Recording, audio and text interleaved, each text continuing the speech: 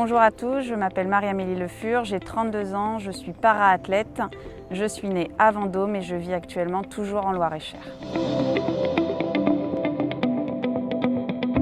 Grandir à Vendôme, pour moi, ça a été vraiment source d'épanouissement puisque j'avais tout ce dont j'avais besoin, ma famille, mes amis, l'accès à énormément de loisirs, la nature. Voilà, moi, j'ai besoin, je crois, de la nature pour m'épanouir et me construire.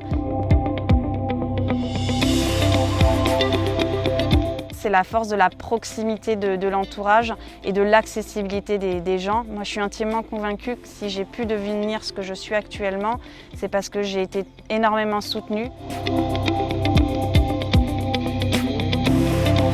J'ai eu un accident à l'âge de 15 ans. J'ai été renversée par une voiture et à la suite de cet accident, j'ai dû être amputée d'une jambe.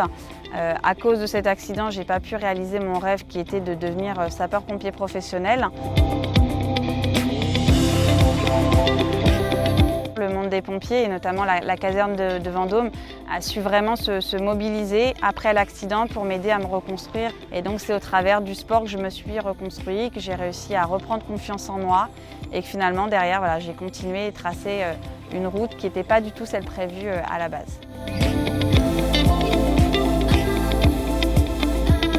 Ça a été mon départ en fait pour l'université quand je suis partie à Poitiers. Mes parents ont vraiment mis tout en œuvre pour que je sois bien, pour avoir un appartement adapté à proximité du stade. Vivant en fait pas tout à fait dans l'hypercentre, je pouvais aussi aller très vite finalement m'évader et surtout faire mon sport dans un lieu naturel, dans une forêt. Et c'est aussi pour ça que j'ai pu trouver cet équilibre.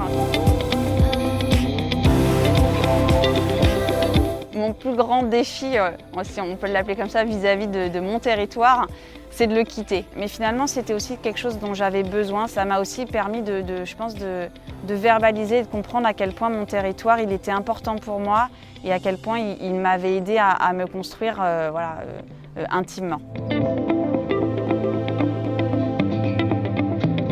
Je garde un lien très très fort avec le Loir-et-Cher. Ce territoire, en fait, il m'a aidé à aimer l'athlétisme. En fait, moi, ce que j'aime dans l'athlé, c'est vraiment cette sensation de la liberté, du plaisir et de la légèreté. Avec deux ingrédients majeurs. Le premier, c'est l'entraînement, il n'y a pas de secret. Et la deuxième, c'est l'entourage. Forcément, être athlète de haut niveau, c'est avoir une vie de sacrifice.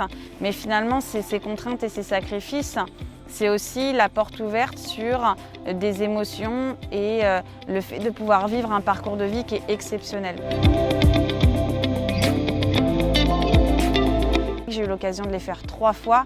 C'est la plus belle aventure humaine que j'ai eu l'occasion de vivre. Le jeu, en tout cas les jeux, en valent vraiment la chandelle.